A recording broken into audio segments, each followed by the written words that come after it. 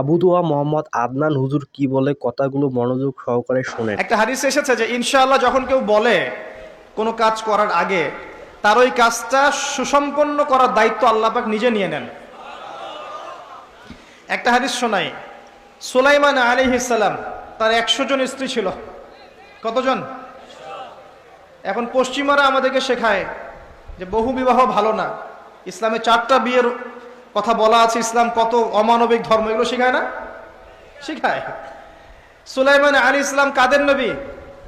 বনু ইসরাইলের নবী, যিনি এই জেরুজালেম থেকে সারা বিশ্ব শাসন করেছিলেন।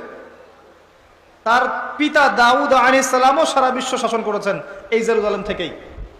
পরবর্তীতে তিনি দাউদের পুত্র সুলাইমান আলাইহিস সালাম, তিনি আরো বেশি ক্ষমতা নিয়ে বিশ্ব শাসন করেছেন।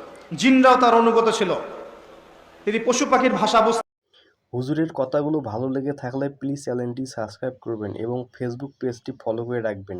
লাইক কমেন্ট শেয়ার করতে ভুলবেন না।